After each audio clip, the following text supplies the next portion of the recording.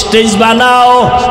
আজ আমি আমার আশিকদেরকে ৭০,০০০ নূরের পর্দা উঠাইয়া আমি এমন ভাবে আমার মুহাব্বতের গোলামদের সাথে মোলাকাত দিব, পূর্ণিমার চাঁদ দেখতে গিয়া যেমন কারো কোনো ভিড় হয় না, ধাক্কা ধাক্কি হয় না, আমার জান্নাতীরা আমাকে এইরকম স্পষ্ট মজা করে দেখবে। আল্লাহরে দেখতে চাননি? ঠিক শরীয়তের মধ্যে ইবাদতের মধ্যে মারিফত আছে, এটা 100 না 1000 কোটি বার % সত্য। শরীয়তের মধ্যে মারিফত আছে, ইবাদত করলে মারিফত পাওয়া যায়। কয় কই? কয় দেখা যায় না। দুধের মধ্যে মাখন আছে, কয় কই? কয় দেখা যায় না। বের করবা কেমনে? কয় মেহনত করো। দুধের মধ্যে মাখন বের করতে কি লাগবে? মেহনত করা লাগবে। আপনারা যারা জানেন দেখছেন, দুধের মধ্যে মেহনত না করলে ঘি বের করা যায়? সত্য কথা স্বীকার করেন, মাখন বের করা যায়। শরীয়তের মধ্যে ইবাদতের মধ্যে মেহনত চালাও, মেহনত চালাও, মেহনত চালাও। বলে হাফিজ ভাই কিসের মেহনত? মেহনত হলো তাকওয়ার মেহনত, ইখলাসের মেহনত চালাও, তাকওয়ার মেহনত চালাও। চালাইতে চালাইতে দেখবা আরে আল্লাহকে ডাইরেক্ট দেখা যাবে না, তবে আমার মাওলার কুদরতের ঘেরান তুমি নাকের মধ্যে পাইবা। या इलाही मुझसे मुझको दूर कर, ताके देखो मुझ में तुझको एक नजर। या इलाही तू मेरा माबूद है, या इलाही तू मेरा माशूक है। আপনাদের কষ্ট হয়? আল্লাহ সবাইকে কবুল করেন। এবার আসেন 3 কথার জবাব দেই, মনে আছে না? ইবাদত কি? ইবাদত কেন? ইবাদত কিভাবে? খুব সংক্ষেপে বলছি। মানুষের জীবনে প্রতিটি সাবজেক্টে ক্ষেত্রে আল্লাহর হুকুম বাস্তবায়ন করার নাম ইবাদত। মানুষের জীবনের প্রতিটি ক্ষেত্রে আল্লাহর হুকুম বাস্তবায়ন করার নাম আল্লাহর হুকুম নাই, আল্লাহর নির্দেশনা নাই, এমন কোন কাজ আছে দুনিয়ায়? বলেন। এরে আল্লাহর বান্দারা, আল্লাহর হুকুম জীবনে বাস্তবায়ন করো। অনেকে মনে করে কয় মসজিদে ঢুকো, তসবিহ লও, জিকির করো, ফাগরি বান্ধো, তেলাওয়াত করো, ইবাদত শেষ। না, ইবাদত একটা বিশাল বড় চাদর। গোটা দুনিয়াটাকে ইবাদতের চাদরে আল্লাহ আটকায় দিয়েছেন। তুমি বাথরুমে যাও ইবাদত, খানা খাও ইবাদত, ঘুমাও ইবাদত, ব্যক্তি হিসাবে তুমি আল্লাহর হুকুম জারি করো ইবাদত, সন্তানের উপরে আল্লাহর নির্দেশ জারি করা ইবাদত, তোমার স্ত্রীর উপরে আল্লাহর হুকুম চালাও ইবাদত, তোমার সংসার চালাও ইবাদত, তুমি ব্যবসায় যাও আল্লাহর হুকুম মতো ইবাদত, তুমি আল্লাহর হুকুমে চাকরি করো ইবাদত, আল্লাহর হুকুমে তোমার সমাজটা চালাও ইবাদত। আল্লাহর নির্দেশনা নাই বলতে কোনো কাজ নাই। জীবনে সব ইবাদত, জীবনে সব ইবাদত। ইবাদত কি? আল্লাহর হুকুম জীবনে বাস্তবায়ন করা। ইবাদত কেন করব? ইবাদত কেন করব? একমাত্র কারণ রবের সাথে হবে আমার মোলাকাত, রবের সাথে হবে আমার মোলাকাত, আর পুরস্কার হিসাবে পাবো জান্নাত। পুরস্কার কি? জান্নাত। টার্গেট কি? ইবাদত করার টার্গেট কি? রবের সাথে মোলাকাত। ফামান কানা ইয়ারজু লিকা রাব্বিহি ফালইআমাল আমালান সালিহা ওয়ালা ইউশরিক বিইবাদাতি রাব্বিহি আহাদা। আল্লাহ বলেন, নবী বলে দেন, আমার সাথে যারা সাক্ষাৎ করতে চায়, আমার মোলাকাত চায়, তাদের কর্মসূচি দুইটা। 1 নাম্বার নেক আমল করবে, দ্বিতীয় কর্মসূচি নীতিবাচক। শিরিকের গন্ধ যেন না থাকে, শিরিকের গন্ধ যেন না থাকে। আল্লাহ যত বড়, আল্লাহর ইজ্জত, আল্লাহর ওয়াহদানিয়ত তত বড়, আল্লাহ পাকের ক্ষমতা তত বড়। এই ক্ষমতার কারো নাই। যদি মনে করে আছে, মনে করার নাম শিরক। যারা মনে করবে তাদের নাম মুশরিক। মুশরিকদের জন্য জান্নাত হারাম। ওয়া ইউশরিক বিল্লাহ ফাকাদ হারামাল্লাহু আলাইহিল জান্নাহ। ইবাদত কেন? রবের সাথে মোলাকাত। পুরস্কার কি পাবো? কি পাবো? জান্নাত। আল্লাহ নিজেই বলেন, ইন্নাল্লাযীনা আমানু ওয়া আমিলুস সলিহাত কানাত লাহুম জান্নাতুল ফিরদাউসি নুজুলা। ঈমান আনো, নেক আমল করো, ফলাফল পুরস্কার পাইবা তুমি জান্নাত। আর জান্নাত পাইয়াও তোমার অন্তর শান্ত হবে না। আসল হলো রবের সাথে মোলাকাত। জান্নাত সব গেছিগা, জাহান্নামীরা জাহান্নামে, জান্নাতীরা জান্নাতে। সবাই রুমে রুমে আছে, বিল্ডিংয়ে আছে। ওখানে কোনো বুড়া নাই, বুড়ি নাই, কালো মানুষ নাই, ওখানে বাথরুম নাই, ওয়াশরুম নাই। জান্নাত এত সুন্দর। এবার আল্লাহ যাবেন, আল্লাহ যাইয়া বলবে, ও আমার আদরের বান্দা বান্দিরা, জান্নাত পাইছুনি? বলবে, হ্যাঁ রব পাইছি। সাত মিটছে? কয় হ্যাঁ মিটছে। কয় যে জান্নাত পাইয়া খুশি হইছো? যার জান্নাত তারে দেখছনি না? তো আগ্রহ জাগবে, আল্লাহ তোমারে তো দেখতে মনে চায়। ইবাদত কি? আল্লাহর হুকুম জীবনে বাস্তবায়ন করা। ইবাদত কেন? রবের সাথে মোলাকাত, পুরস্কার। এবার 3 নাম্বার কথা, ইবাদত কিভাবে করব? মনের মতো, শয়তানে যেরম কয়, ডাক্তার যেরম কয় না। ভালো করে মনে রাখবেন, ইবাদত হবে একমাত্র, শুধুমাত্র, কেবলমাত্র মদিনাওয়ালা রসুলের আদর্শ অনুযায়ী। আর কারো আদর্শ মানা যাবে? কেন যাবে না? দুনিয়ার সবার আদর্শ নাপাক, নাপাক, নাপাক। একমাত্র মদিনাওয়ালা রসুলের আদর্শই হলো পাক। রসুলের আদর্শের মতো দামি, পারফেক্ট আর পাওয়ারফুল আদর্শ দুনিয়াতে আর বলার সময় আমার হাতে নাই। মক্কা নগরীর মানুষ এতটা ইতর, এতটা দুশ্চরিত্র, এতটা লম্পট। নারী আর পুরুষ একসাথে উলঙ্গ হইয়া বাইতুল্লাহর দেওয়ালটারে তাওয়াফ করে, প্রদক্ষিণ করে। এরা ভালো মানুষ? কোনো পশু জবাই করলে রক্ত লইয়া বাইতুল্লাহর দেওয়ালে মাখে, ভালো মানুষ না? বাবা হইয়া কন্যাকে দেখতে পারে না, নিজে কন্যার গলা টিপে মেরে ফেলে। কত খারাপ এই মানুষগুলো। রসুলের আদর্শ পাইয়া এতটা দামি হয়ে গেল, আল্লাহ লিস্টি পাঠায় দিয়া কয়, জিব্রাইল যা রসুলকে জানায়া দাও, এই লিস্টিতে যাদের নাম আছে এরা বিনা হিসাবে জান্নাতি। আতিনা ফি দারে দুনিয়া না হাসান, আতিনা ফি দারে উকবা না হাসান। ও আমার আমিনপুরের বাবারা, ও বৃদ্ধ বাবাজিরা, ও আমার কলিজার যুবক বাবারা, পর্দার আড়ালের মা বোনেরা, ভালো করে বুঝো। এখনো যদি কেউ দাঁড়াইয়া আমাকে যুক্তি দিয়া বুঝাইয়া দেখাইতে পারো নবীর আদর্শ ছাড়া আব্রাহাম লিঙ্কনের আদর্শ আরো ভালো, আল্লাহর কসম আমি নবীরটা বাদ দিয়া আব্রাহাম লিঙ্কনেরটা নিব। কেউ যদি দাঁড়াইয়া বলতে পারো, ও হাফিজ ভাই, মদিনাওয়ালা রসুলের আদর্শ থেকে আরো সুন্দর আদর্শ মাউশেতুনের আদর্শ, আমি নবীরটা বাদ দিয়া তারটা নিব। কেউ যদি বলতে পারো, হাফিজ ভাই, রসুলের আদর্শ ছাড়া আরো সুন্দর আদর্শ শেখ মুজিবুর রহমানের ভেতরে, আমি নবীরটা বাদ দিয়া শেখ মুজিবুর রহমানেরটা নিব।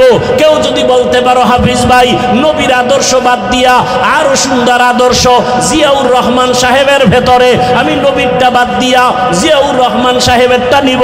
কেউ যদি বলতে পারো, রসুলের আদর্শ থেকে আরো সুন্দর আদর্শ এরশাদ সাহেবের ভেতরে, আমি নবীরটা বাদ দিয়া এরশাদ সাহেবেরটা নিব। বলতে পারবা কারো কলিজা আছে? নাছে?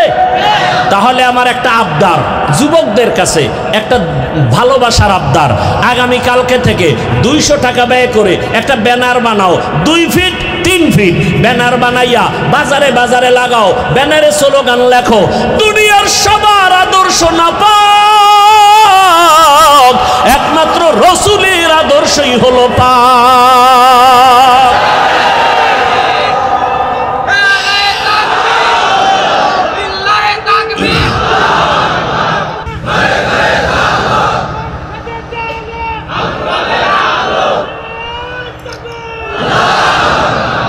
দুনিয়ার সবার আদর্শ কি? রসুলেরটা। দুনিয়ার সবার আদর্শ না পাক, রসুলের আদর্শ একমাত্র পাক। ব্যানার বানাও আর বাজারে বাজারে গ্রামে লাগাও,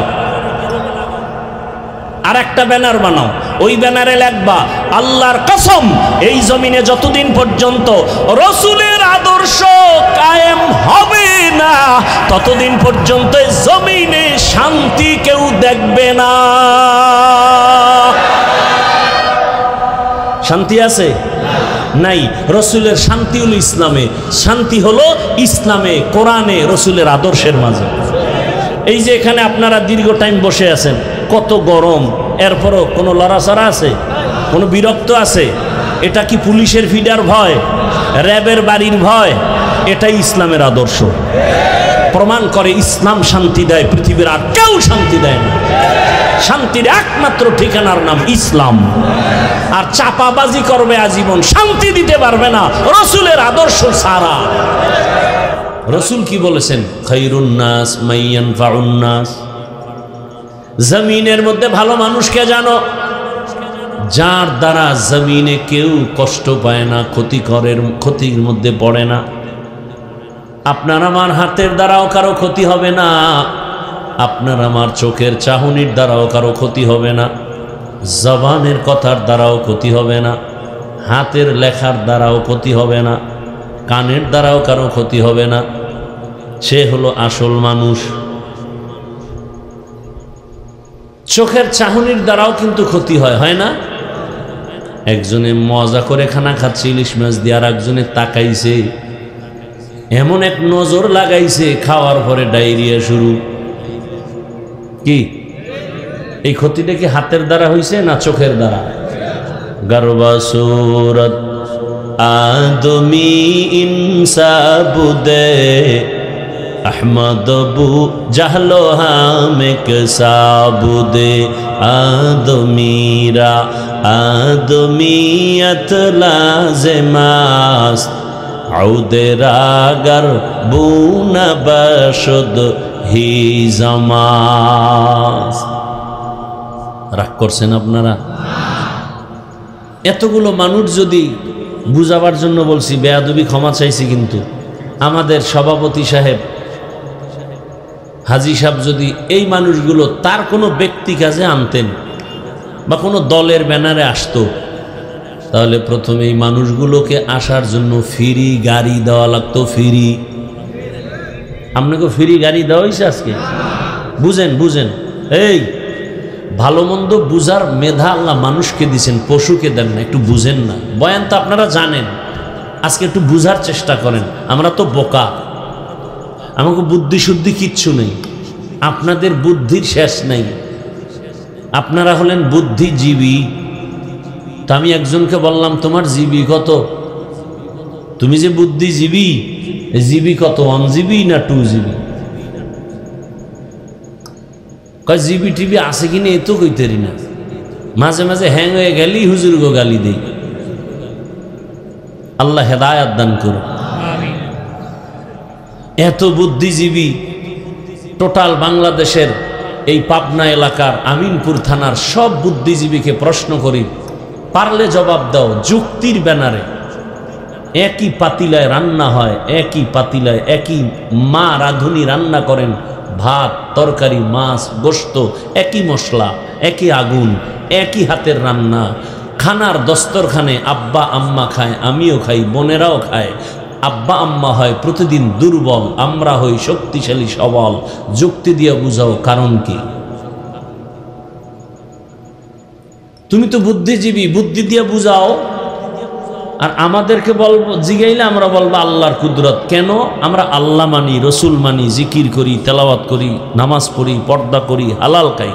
তুমি যেহেতু আল্লাহ মানো না, রসুল মানো না, নামাজ পড়ো না, পর্দা করো না, হালাল খাও না, তুমি আল্লাহর কুদরত বললে মানবো না। তুমি যেহেতু যুক্তি দিয়ে ইসলামকে বুঝতে চাও, আমাকে এই প্রশ্নের জবাব যুক্তি দিয়ে দাও, দেখি তোমার বুদ্ধির জীবী কত। একটা কুত্তা বাচ্চা দেয় বছরে 5টা, আরো বেশি একটা গরুতে দেয় 1টা। পৃথিবীর কেউ কুত্তা জবাই করে খায় না, বরং কুত্তা কোলে নিয়ে ঘুরে পশ্চিমা বিশ্ব বেঈমানরা নিজের বাচ্চাকে হাঁটায় আর কুত্তার বাচ্চা কোলে নেয়।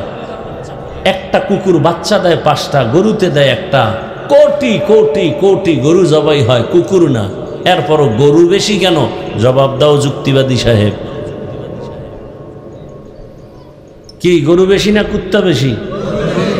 গরু বেশি হওয়ার কারণ কি? বুদ্ধিজীবীরা বুদ্ধি দিয়া জবাব দাও। আমগো হুজুরের তো বুদ্ধি নেই, আমরা বোকার স্বর্গে চলি। ফাইনাল অ্যান্সার শুনো, ফাইনাল অ্যান্সার। পৃথিবীর শ্রেষ্ঠ বুদ্ধির গাইডের নাম কোরআন। আর এই কোরআন যার কাছে আছে সে হলো সৃষ্টির শ্রেষ্ঠ বুদ্ধিজীবী। আল্লাহ হেদায়াতের দৌলত আমাদেরকে দান করেন। তো কিয়ামত পর্যন্ত নবী আসবেন না, সাহাবায়ে কেরাম আসবেন না, আউলিয়ায়ে কেরাম আসবেন না, আম্বিয়ায়ে কেরাম আসবেন না, আইম্মায়ে কেরাম আসবেন না। ভালো করে এই কথাগুলো মনে রাখবেন, ছোট্ট ছোট্ট পয়েন্ট। কিয়ামত পর্যন্ত এই জাতি দুনিয়াতে শান্তির ঠিকানা যদি খুঁজে, মুক্তির ঠিকানা খুঁজে, সম্মানের নীড়ের ঠিকানা খুঁজে, পরকালে জান্নাতের ঠিকানা খুঁজে, ঠিকানার নাম ইসলাম। ঠিকানা বুঝাইয়া দেওয়ার কোচিং মাস্টারের নাম উলামায়ে কেরাম। কিয়ামত পর্যন্ত কোরআন সুন্নাহর আলোকে শুধুমাত্র উলামায়ে কেরামে জাতিকে শান্তির পথ দেখাবে। দুনিয়ার লাইনে, আখেরাতের লাইনে ভিন্ন কেউ শান্তির পথ দেখাবে না। স্বার্থান্বেষী, স্বার্থ উদ্ধার হলে ছুঁড়ে ফেলে দিবে। এবার আর এক প্রশ্ন করি, জবাব দিতে পারবেন তো না মন খারাপ করেন? আচ্ছা বলেন, আমরা যে কোরআন মানি, আপনারাও তো মানেন, হাদিস মানেন, বলেন ইসলাম মানেন। আচ্ছা আপনারা, আমরা যে, আচ্ছা আমারটা তো আছেই, আপনারা যে ইসলামটা মানেন এটা কত পার্সেন্ট দুর্বল? ইসলামটা কি পরিমাণ দুর্বল যে ইসলাম আপনারা মানেন? কি পেরেশানি হয়ে গেছে না? ইসলাম দুর্বল, এটা বলতে সমস্যা কেন? আপনারা যে কোরআন মানেন, এই কোরআনটা কত পরিমাণ দুর্বল? কি কত পার্সেন্ট দুর্বল? দুর্বলতা নাই, বুঝেন? কিন্তু আরো খোলা বলি, আরো খোলা বলি, কিয়ামত পর্যন্ত যত মানুষ আসবেন, পৃথিবীতে যত সমস্যা হতে পারে, ব্যক্তি জীবন, পরিবারে, সমাজে, বিভিন্নভাবে, সব বিষয়ের সমাধান কি কোরআন, হাদিস, ইসলামে আছে না নাই? কত পার্সেন্ট আছে? কম নাই? জবাব ঠিক? আমার তো আপনাদের প্রতি সন্দেহ হচ্ছে। খুব খেয়াল করিয়েন, আমি কিন্তু বলছি, আমি জবাব চাইলে দিবেন, না চাইলে চুপ করে শুনবেন। আপনারা যদি বলেন কোরআন, ইসলাম, হাদিসে সব আছে, তো কেন বলেন ইসলামে রাজনীতি নাই? তার মানে কি? ইসলাম, কোরআন, হাদিস সব দিক থেকে পারফেক্ট। রাষ্ট্রের বেলায় কোরআন দুর্বল। আল্লাহ বোধহয় এই রাষ্ট্রের ব্যাপারে ভুলে কোনো সমাধান দিয়ে যান নাই। হ্যাঁ, কেন বলেন ইসলামে রাজনীতি নাই?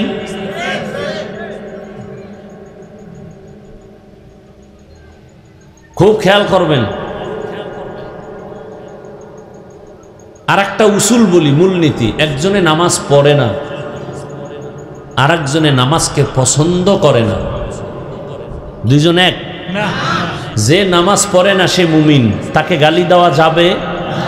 আর যে নামাজ পছন্দ করে না সে বেঈমান, তাকে ছাড় দেওয়া যাবে। খুব খেয়াল করেন, একজনে দাড়ি রাখে না কিন্তু অন্তরে আগ্রহ আছে, সুযোগ পেলে সে মুমিন, তাকে গালি দেওয়া যাবে না। আর একজনে দাড়ি পছন্দ করে না, তার অন্তরে আগ্রহ নাই, সে বেঈমান, তাকে ছাড় দেওয়া। আপনি নামাজ পড়েন না, কোনো ঝগড়া নাই, আমি আগে আপনাকে সালাম দিব, বুকে লাগাবো, কিন্তু বিরোধিতা করলে ছাড় নেই। ব্যবধানটা বুঝছেননি? আপনি পর্দা করেন না, কোনো ঝগড়া নাই, আপনার ঘরে যাব, খাবো, আপনারে বুকে লাগাবো এবং আপনাকে শালীনভাবে বুঝাবার চেষ্টা করব, কিন্তু যদি পর্দার বিরুদ্ধে কথা বলেন ছাড় নেই। ব্যবধানটা বুঝছেন তো? আপনি ইসলামের রাজনীতি করেন না, আপনার সাথে কোনো ঝগড়া নাই, কোনো তর্ক নাই, কারণ সব বিষয়ে সবাইরে একদিনে এক মুহূর্তে আল্লাহর সাথে মিলাইয়া দেওয়া যাবে না, সম্ভব? আপনি ইসলামী রাজনীতি করেন না, তো আমি কি করব? আপনাকে বুঝাইতে পারি ইসলামে এটা বলছে, আল্লাহর কোরআনের আয়াতে এটা বলছে, রসুল এটা বলছেন, বুঝাইতে পারি, গালি দিব না। কিন্তু বিরোধিতা করলে ছাড় নাই। বুঝাইতে পারছি তো? বাকিটা আল্লাহর হাতে। আল্লাহ হেদায়াত দান করুন। এবার আসেন আরেকটু বলি, সুলাইমান পয়গম্বর গোটা দুনিয়ার এই জমিনকে পরিচালনা করছেন না করেন না? এটা কোরআনে আছে, শুনছেন আপনারা কোনোদিন? আমি দৈরা দৈরা শুনাইলে তো অনেক বক্তারে শুনি, ছোটকালের কথা বলতেছি, তখন আমি ছাত্র। সুলাইমান বিলকিসের তাফসির করে করতে, এই বেটা এই এখানে মোবাইলের কাম কি? বয়ান শুনতে পারো না? তোমার কাজটা মিডিয়াওয়ালারা করতেছে না? তুমি কালকে এখান থেকে ডাউনলোড করে নিয়ে যাবা, খালাস। না মোবাইলটা আমার দেখাও, তুমি এক মোবাইলওয়ালা নতুন আসমান থেকে নাজিল হইছো। এবার বয়ানের পরে মোবাইল হারায় গেলে আমও গেল, সালাও গেল, এবার কানতে কানতে বাড়ি যাবি। তারে নারে বন্ধুরে, পেঁপে খাইলো বন্ধুরে। আল্লাহ হেদায়াত দান করে। কি কথা বলতেছিলাম? সুলাইমানের ঘটনার বয়ান করতেছে, তাফসির করে, করতে করতে 3-4 দিন তাফসির একটানা কইরা কয়, এই আগামীকাল সবাই মিষ্টি নিয়ে আইবেন, মিষ্টি, বিলকিসের সাথে সুলাইমানের বিয়া। হাসেন না, খুব খেয়াল করেন। আমি লেখাপড়া কইরা যদ্দুর আমগো হুজুরের আমগো শিখাইছেন, তাতে বুঝলাম সুলাইমান বিলকিসের ঘটনা যদি আমি বলি, যাদের থেকে শিখাইছি, তাহলে তো আমি বুঝাই দিব কাগজে কলমে রাজনীতি কত প্রকার আর কি কি সব সুলাইমান নবীর ঘটনার মধ্যে ঢুকানো। একটা পয়েন্ট বলি, বলবো? আচ্ছা, আমি তো বয়ান অর্ধেক কইরা ফেলাইছি, আমার আয়াতেরও তর্জমা হয় নাই, হাদিসেরও তর্জমা হয় নাই। আল্লাহ বলেন, ওয়ামা খালাকতুল জিন্না ওয়াল ইনসা ইল্লা লিয়াবুদুন।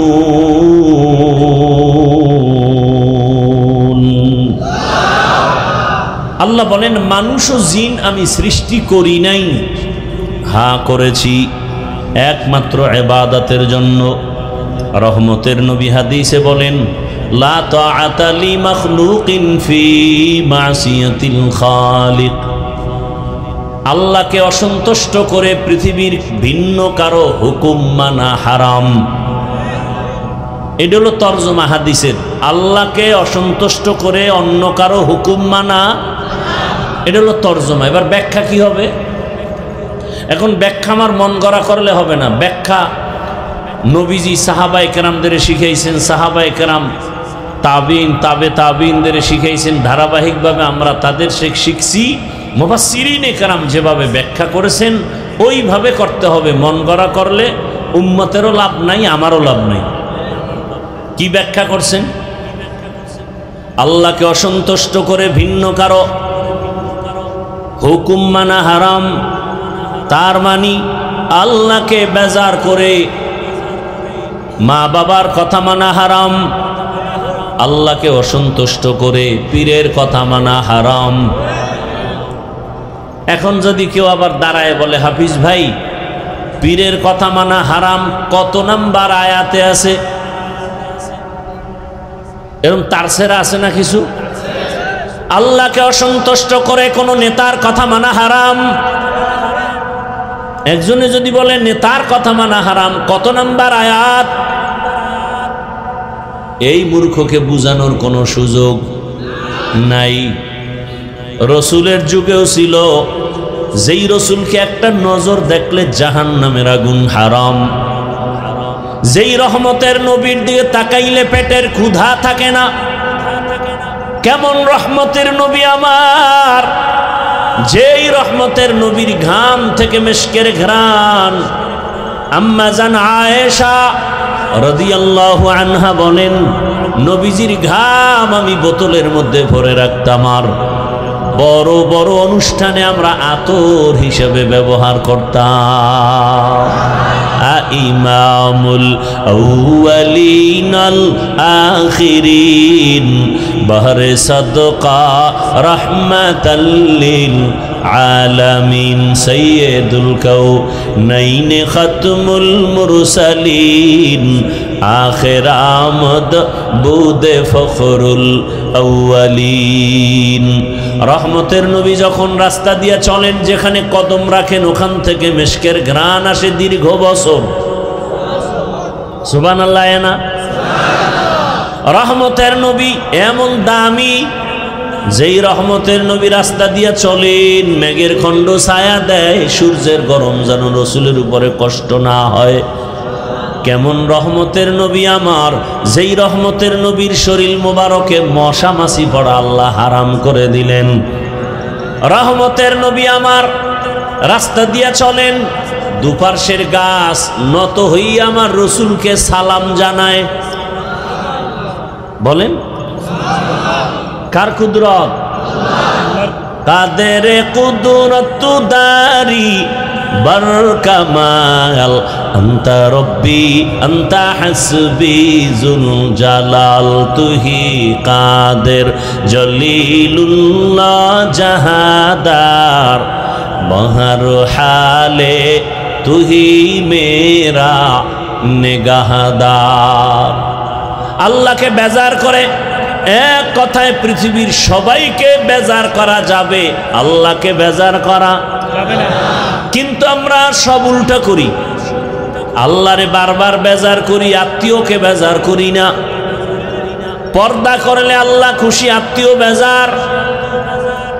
এইবার আমরা আল্লাহকে বেজার করে বেপর্দায় চলি, আত্মীয়র মন রক্ষা করি। যুক্তি কি দেয়? কয় আত্মীয়র মন রক্ষা করে চলি, আল্লাহ যদি বেজার হয় পরে তওবা করে ঠিক করে নিব। কপালে আর তওবা নসিব হয় না, আজরাইলের সাথে মোলাকাত হয়ে যায়। তুকু যাও সুন্নতে আহমদ কুজা বা মুহাম্মদ কেবুয়াদ নিসবত তোরা মান আহাব্বা সুন্নতি কৌলে রসুল মজদায়ে কানা মাই হাম কুন কবুল। আয়াত আর হাদিসের তরজমা করে ফেললাম, হাদিসের উপরে 2 মিনিট কথা বললাম।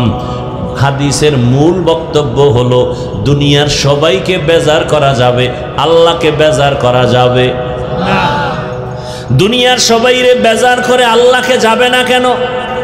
বলে আল্লাহকে বেজার করবা কেন? তোমার ক্ষতি করলে তুমি তার ক্ষতি করবা, বা তার সাথে তুমি সম্পর্ক আলাদা করবা। তোমার মা তোমার ক্ষতি করে, তুমি মায়ের সাথে কথা বলো না। বাবায় তোমার ক্ষতি করলে তুমি তার সাথে কথা বলো না। বন্ধুর সাথে তোমার ঝগড়া, তুমি বন্ধুকে ছেড়ে দাও। বন্ধু তোমার স্বার্থের দিকে তাকায় না, নিজের স্বার্থের দিকে তাকায়। আর আমার আল্লাহ তোমার আমার কেমন বন্ধু? আমার আল্লাহ তোমার আমার কি ক্ষতি করলো একটু হিসাব করে বের করো। আমার আল্লাহর মতো বন্ধু আর কারো পাইবা না কিরে বাবা? আমার আল্লাহ কেমন? দুনিয়ার সিমেন্ট ফ্যাক্টরি থেকে রড বের হয়, রডের ফ্যাক্টরি থেকে সিমেন্ট আসে। আমার আল্লাহ কেমন? মা একটা ফ্যাক্টরি, একই মায়ের গর্ভ থেকে 10টা সন্তান আল্লাহ বের করেছেন। 5টা সন্তান ছেলে, 5টা মেয়ে। তাকাইয়া দেখছো নি কারো চেহারার সাথে কারো মিল নাই? কারো কণ্ঠের আওয়াজের সাথে অন্যের কণ্ঠের আওয়াজের কোনো মিল নাই। এ কুদরত কার? আল্লাহ। একই মায়ের সন্তান, আবার কারো চোখে সমস্যা, কারো হাতে সমস্যা, কারো প্রতিবন্ধী, কারো পায়ে সমস্যা। আবার অনেক সন্তান আছে মুখ দিয়া খানাও খায়, তবে কথার মধ্যে কোনো আওয়াজ নাই। আমার আল্লাহ কেমন দয়ার মালিক! দুনিয়াওয়ালারা কিছু উপকার করলে এটার আবার বাহাদুরি করে। আমার টাকার মসজিদ, আমার টাকার মাদ্রাসা, আমার টাকা মুখে বাড়ি করছে, আমার টাকা এটা করছে। আমার মাওলা আমাদের এত কিছু দিয়েছে, কোনোদিনও আল্লাহ বলে নাই বান্দা তুই আমারটা খাইয়া তুই বড় হইছ। এটাকে বলে এহসান জিতলানো। আল্লাহ পাক এহসান জিতলায় না। আল্লাহ কয় দেখ তুই যেই পরিমাণ গুনাহ করছো, রাতের বেলা সারা রাত মোবাইলে চোখের গুনাহ করো, হাতের গুনাহ করো, জবানের গুনাহ করো, অন্তরের গুনাহ করো, তোর এই গুনার খবর যদি তোর মা জানে, তোর মা তোকে আদরে ডাকবে না, বাবাও তোরে ভালো নজরে দেখবে না, বোন তোকে ভালো ভাই হিসেবে দেখবে না। তোমার অন্যায়ের খবর তোমার স্ত্রী যদি জানে, তোমার ঘরে আর থাকবে না। তোমার সন্তান জানলে বাবা বলে ডাকবে না। আল্লাহ কয় আমি সব দেখছি। তুই পানির মধ্যে ডুব দিয়া কি অন্যায় করেছো, আমি সব দেখছি। ঘরের দরজা জানালা বন্ধ করে কি করেছো। আমি আল্লাহর দেওয়া বাতাস, আমার দেওয়া সূর্যের আলো, চাঁদের আলো, পানি, নদীর মাছ খাও, জমিনের ফসল খাও, গাছের ফল খাও। পানি মনের মতো হয় না। কয় তাহলে কেমনে স্বাদ লাগে না? কয় কোন পানি খাবি? কয় ডাব দে। ডাবের পানির মতো এমন মজার পানি দুনিয়ার কারো অচেনা নাই আর অরুচি নাই। আমার দেওয়া পানি যত বড় রোদের তাপ হোক না কেন, নারিকেল গাছের আগার ওই ডাবের পানি কখনো গরম হয় না। আমি আল্লাহ তোর জন্য বানাইছি, আমি আল্লাহ নিজে খাওয়ার জন্য বানাই নাই। এ বান্দা তুই আমার দেওয়া পানি, আমার দেওয়া নেয়ামত খাইয়া যেই পরিমাণ আমার সাথে বেঈমানি আর গাদ্দারি করো, আমি আল্লাহ স্বার্থপর যদি হইতাম ঘুমের মধ্যে তোর গলা টিপে মেরে ফেলতাম। আমি আল্লাহ রাগ করি নাই। আমি আল্লাহ রাগ করে পানিও বন্ধ করি নাই, বাতাস বন্ধ করি নাই, খানাও বন্ধ করি নাই। বরং আমি আল্লাহ তোরে বারবার ডাকাইলাম, আয় হাইয়া আলাস সালাহ।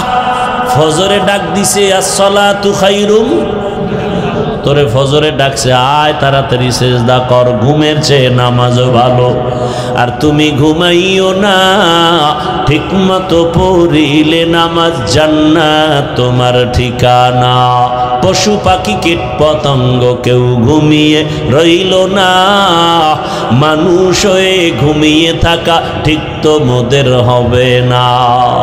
আহাতে মন কঠিন দিনেতে নামাজ তোমায় ভুলবে না, ঠিক মতো পড়িলে নামাজ জান্নাত তোমার ঠিকানা।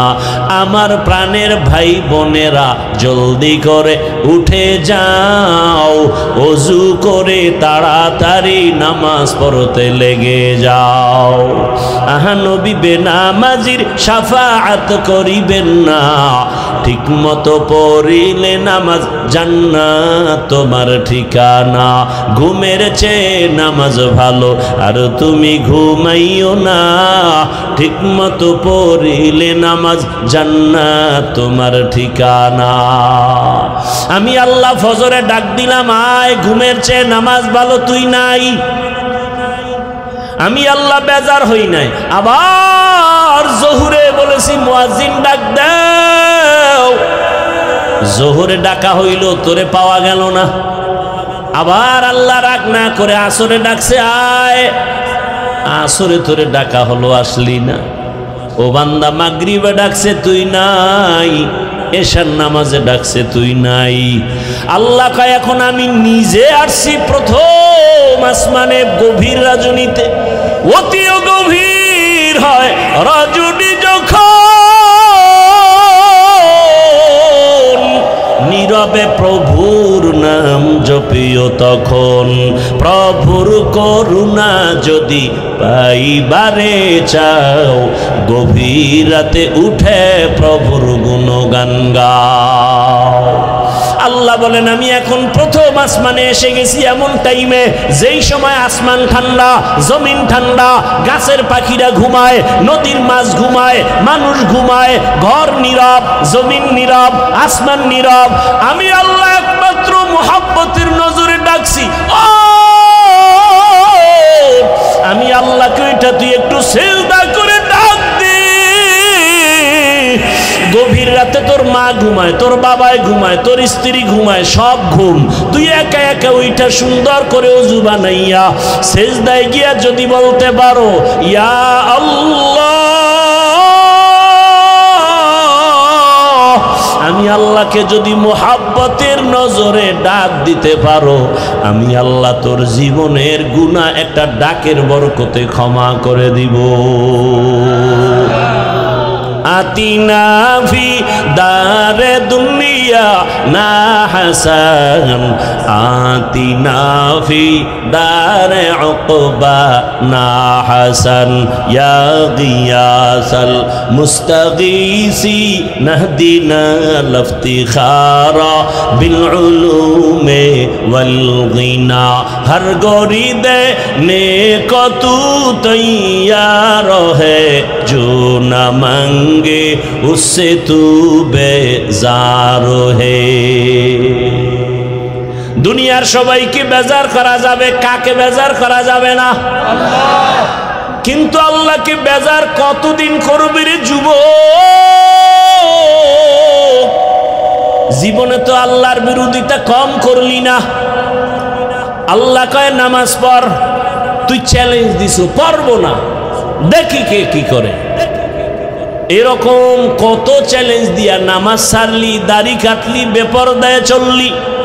বান্দা এখনো কি তওবা করবি না? আল্লাহর কাছে ফিরিয়ে কি যাইবা না? চোখের সামনে কত যুবকের লাশ, এমন একটা দিন নাই যে যুবকের মরণের খবর পাই না রে বাবা। এখনো সময় আছে, আমার আল্লাহকে মোহাব্বতের নজরে ধরো, গুনাহ ছাড়ো। আমি কিন্তু হুজুর হইতে বলি না রে বাবা, আমি বলি না পাগড়ি লাগাও, তসবিহ হাতে নাও, বরং আমি বলি তুমি স্কুলে পড়ো, কলেজে পড়ো, চাকরি করো, ব্যবসা করো, আমার আল্লাহকে মোহাব্বতের নজরে ধরো। তোমার মতো জেনারেল লাইনের যুবক স্কুলে পড়ে, কলেজে পড়ে, পাঁচ বেলার নামাজি নাই? বিবেকটাকে প্রশ্ন করো বাবা, তুমি কেন পারো না? তোমার কপালে কার অভিশাপ লাগছে বলো? তোমার মতো যুবক জেনারেল লাইনে র্যাব, আর্মি, পুলিশ, বিডিআর এর চাকরি করে, নামাজি নাই? আল্লাহ বিবেক দিছে, বিবেকটাকে জিজ্ঞাসা করো তুমি কেন পারবা না? তোমার মতো যুবক রাস্তায় গাড়ি চালায়, নামাজ ছাড়ে না, বলো তুমি পারো না কেন? অবশ্যই তোমার কপালে জানি কার বরদোয়া লাগছে, কোন বেয়াদবি জানি কইরা বরদোয়া নিছো, যে কারণে কোনো বয়ানে তোমারে ধরে না। আরে হেদায়েতের দরজাও খুলে না। যেই রসুলকে একবার দেখলে জাহান্নাম হারাম, যেই রসুলকে এক নজর দেখলে বান্দার ক্ষুধা থাকে না, সেই রসুলকে এক নজর না, একবার না, একদিন না, এক বছর না, টানা 13 বছর দেখলো, বয়ান শুনলো, একসাথে বসলো, একই দস্তারখানে নবীর সাথে খানা খাইলো, 13 বছর দেখিয়াও ওই বেঈমান কালেমা পড়ে নাই।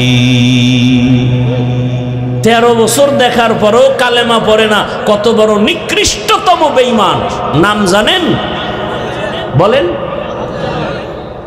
আপনাদের হুশ নাই? কি নাম? এর নাম কফাল। এর নাম কি? 13 বছর বয়ান শুনে কালেমা পড়ে না। আর অন্যদিকে এক 27 বছরের যুবক তরবারি নিয়ে দৌড়ায় আমার রসুলকে জবাই করবে। কয় বছরের? 27 বছরের যুবক দৌড়ায় আমার নবীকে জবাই করবে, তরবারি নিয়ে দৌড়ায়। রহমতের নবীকে দেখা মাত্র তরবারিটা ফালাইয়া বলে, রহমতের নবী বেয়াদবি ক্ষমা করবেন, কালেমার রশি আমার গলায় পড়ায়া দেন। সুবহানাল্লাহ। না কয় বছরের যুবক? 13 বছর বয়ান শুনছে, আবু জাহাল কালেমা পড়ে না। আর নবীকে জবাই করতে গিয়া হেদায়াতের মালা গলায় নিয়া 5 মিনিটের মধ্যে তরবারি নিয়ে দাঁড়ায় গেছে। বাইতুল্লাহর হাতিমে দাঁড়ায় কয়, এই মুশরিক বেঈমানেরা আয় আয়, আমার তরবারির সামনে দাঁড়া, মুহাম্মদের প্রয়োজন নাই, আমি ওমরের তরবারি তোর জন্য যথেষ্ট। যেই বেঈমান নবীরে দেখলো বয়ান শুনলো কালেমা পড়ে না, এটাও একটা কপাল। আর জবাই করতে যাইয়া কালেমা পড়ছে 27 বছরের যুবক, এটাও কপাল। মান ইয়াহদিল্লাহু ফাহুয়াল মুহতাদ ওয়া মান ইউদ্লিল ফালান তাজিদ লাহু ওয়ালিয়াম মুরশিদা। আল্লাহ যাকে হেদায়াত দিবেন সে পেয়ে যাবে, যার কপাল খারাপ সে পাবে দূরের কথা, হেদায়াত পাওয়ার কোনো মুর্শিদও পাবে না। মুর্শিদ মানি পথ প্রদর্শক, পথ দেখানেওয়ালা। কিসের পথ দেখায়? বিড়ি টানার, গাঞ্জা খাওয়ার। জান্নাতের পথ দেখাবে, হেদায়াতের পথ দেখাবে। এরা হলেন আল্লাহর কোরআনের ভাষায় মুর্শিদ। ওই কপাল পোড়া যার কপাল খারাপ সে মুর্শিদও খুঁজে পাবে না। ও আল্লাহর বান্দারা, এবার চিন্তা করে বলেন, আপনার আমার আব্বা আম্মা ওই উপকার করে না, আমার আল্লাহ যে উপকার করছেন। এই আমরা যখন দুনিয়াতে আসছিলাম, আমার আব্বা আম্মা আলাদা আমার জন্য খানা রেডি করছিলেন? যারে বাচ্চা আসতেছে, ডাক্তার তাড়াতাড়ি খানা দাও, আমার বাচ্চা আসতেছে কালকে, আমার খানা রেডি করতে হবে। কোনো বাবায় করছে? কোন মা করেছে? করে নাই। কে করছে? কে করছে? ইয়া আইয়ুহান নাস আনতুমুল ফুকারাউ ইলাল্লাহ ওয়াল্লাহু হুয়াল গানিয়্যুল হামিদ।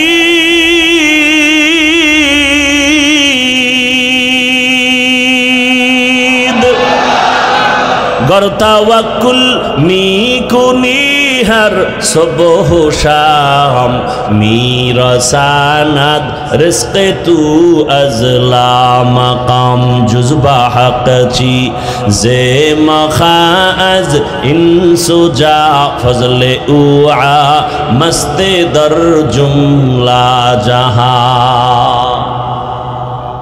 তাহলে আল্লাহর মতো আপন আছে কেউ?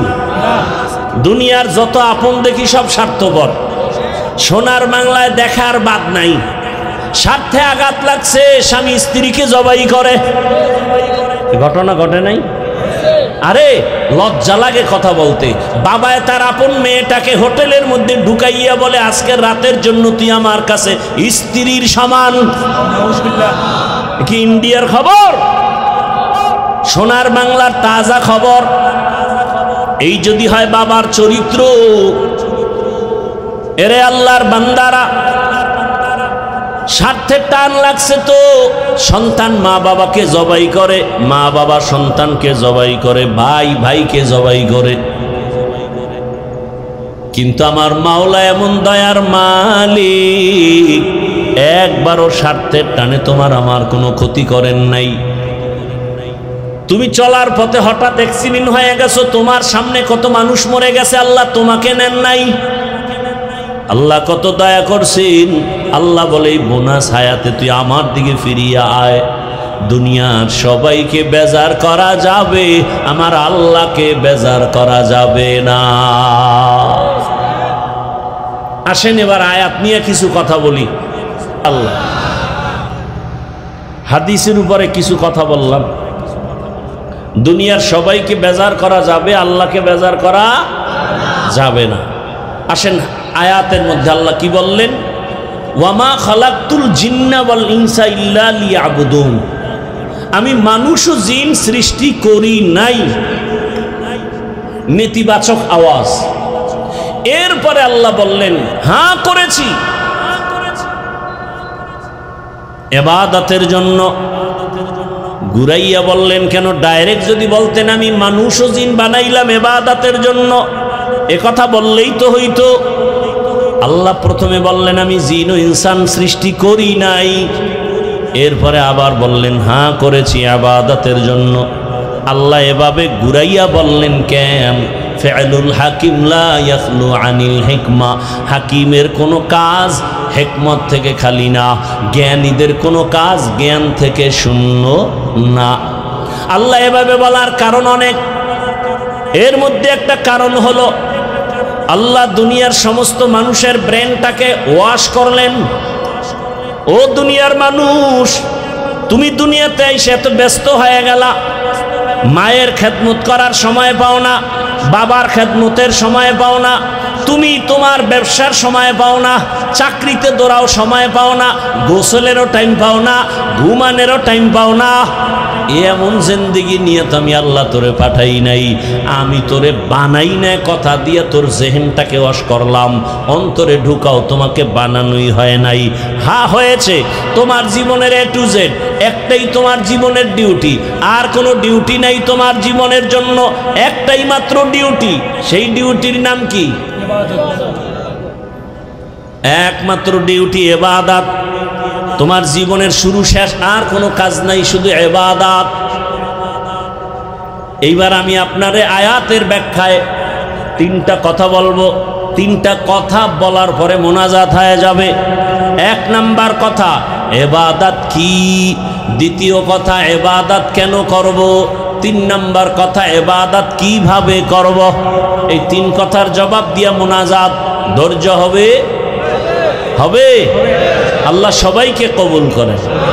জিন্দেগি মে বন্দেগি তু করনা হে, जिंदगी में बंदगी तू करना है,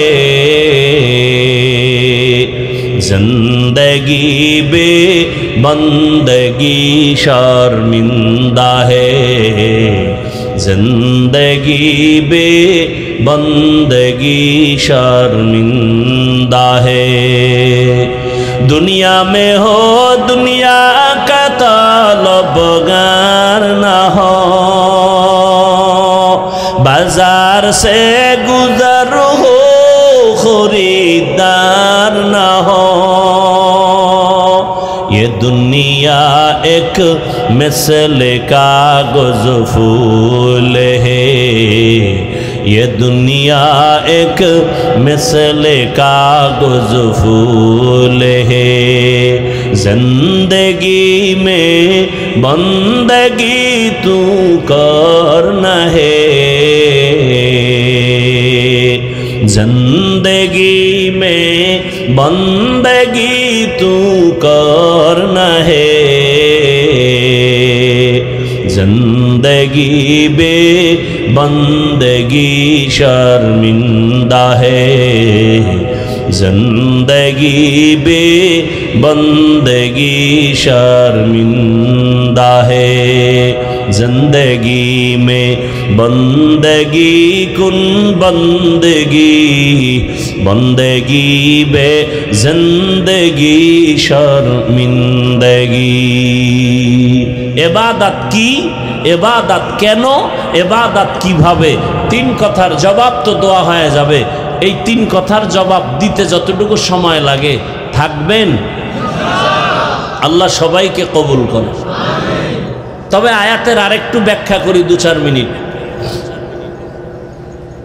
আয়াতে আল্লাহ বলছেন মানুষের জীবনে কয় কাজ, এই একটু আগে কিন্তু বলছে কয় কাজ, নাম কি? ইবাদত।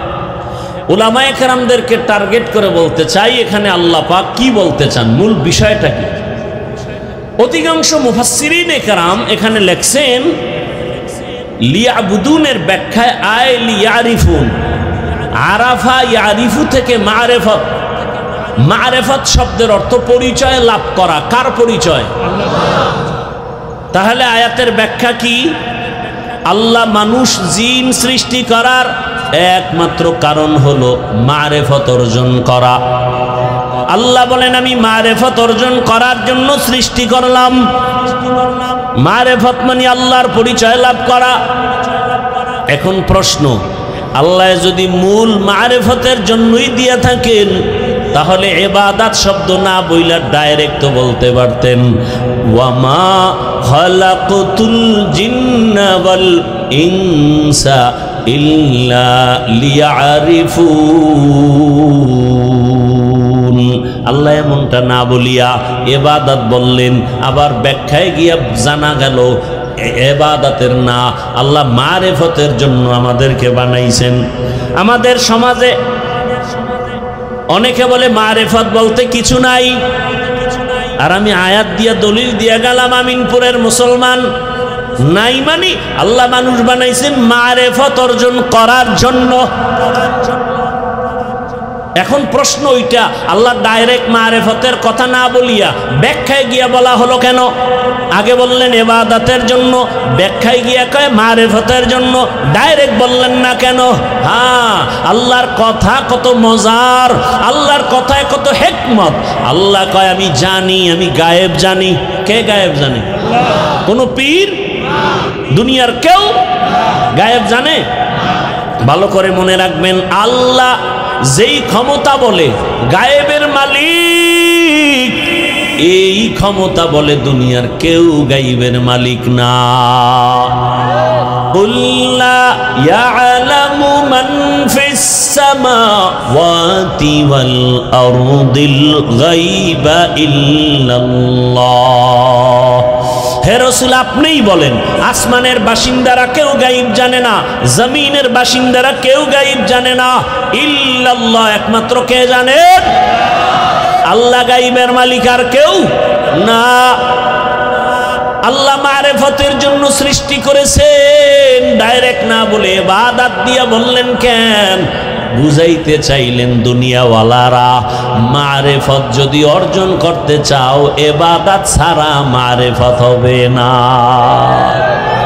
শরীয়তরা মুকদ্দম দারে আকনু মারিফত আজ শরীয়ত নিসত বেরু শরীয়ত হো তরিকত হো তমামি हकीकत में मोहम्मद की गुलामी।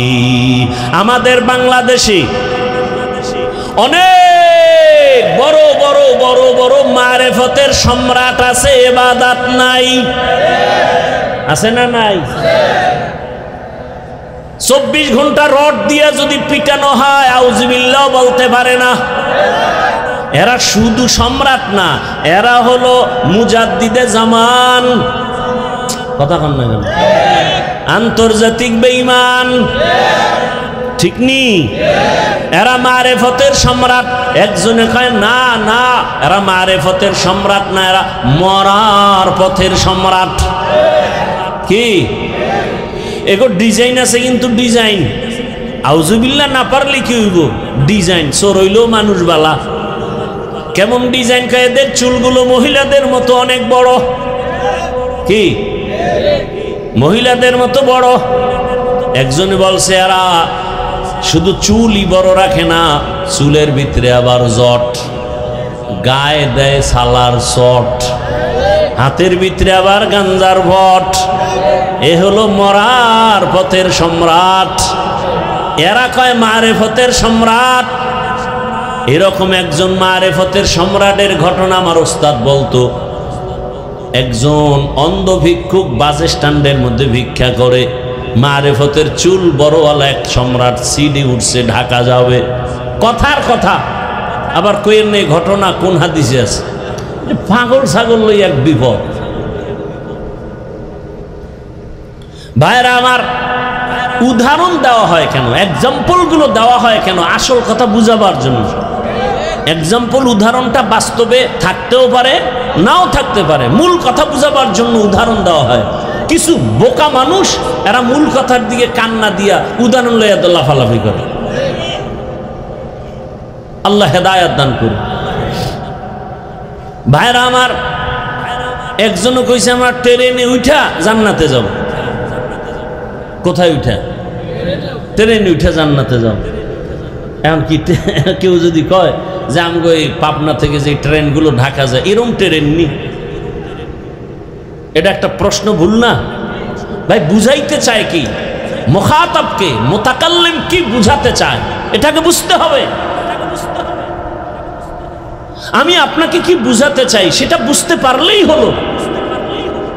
বিয়ার সময় যখন ইজাব কবুল হয় না, খুতবা টুতবা পইরা মাইয়ার পক্ষ থেকে এজে নাই না স্বামীর জিগায়, অমুকের মাইয়া এত টাকা মহারানার দাবিতে তোমার কাছে বিবাহ দিলাম, তুমি কি বলো? আর আপনাদের দেশে কি কয়? নাউজুবিল্লাহ। কি বলে? তুমি বলো আমি কবুল করলাম বা আলহামদুলিল্লাহ। আচ্ছা, সে বলছে আমি কবুল করলাম। এখন বিয়া শাদির পরে বাসায় নেওয়ার পরে এরপরে বউ কয় আমারে কাপড় দাও। না তো, আমি তোমারে কবুল করছি, কাপড় দেওয়ার তো আমি আদা করি নাই। কি আপনারা কি বলবেন? লোকটা বুদ্ধিমান না বোকা?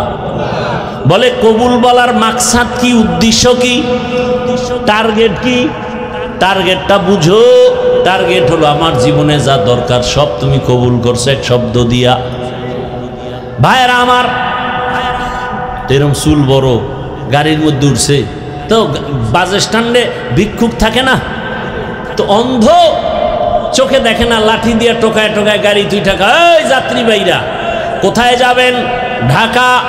আমি অন্ধ মানুষ, আমি অসহায়, আমি কামাই রুজি করতে পারি না, আমি বড় ভিক্ষা করে আপনাদের থেকে টাকা নেই। এমন মজার বয়ান দিছে, সবার দিল নরম হয়ে গেছে। কয় আপনারা আমাকে 1 টাকা 2 টাকা দেন, এগুলো নিয়ে আমি কিছু সন্ধ্যাবেলা ভিক্ষা করে সন্ধ্যাবেলা কিছু বাজার নিয়ে বাসায় যাই। বাসায় যাওয়ার পর আমার ছোট ছোট সন্তান ওরা আব্বু আব্বু বইলা দরজার সামনে দাঁড়ায়। আমার 2টা বাচ্চা যখন আইসা বলে আব্বু মজা দাও মজা দাও, আমি আমার পকেট থেকে 2 বাচ্চারে 2টা চকলেট বের করে দেই। বাচ্চাগুলো আমার গলা জড়ায়, আব্বু তুমি কত ভালো কত সুন্দর।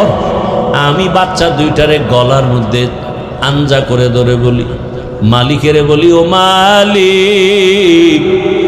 বাচ্চা 2টা বলে আমি নাকি অনেক ভালো অনেক সুন্দর, আমারে তুমি বানাইছো অন্ধ, আমি আজও পর্যন্ত দেখতে পারি না আমার সন্তানগুলো কেমন সুন্দর।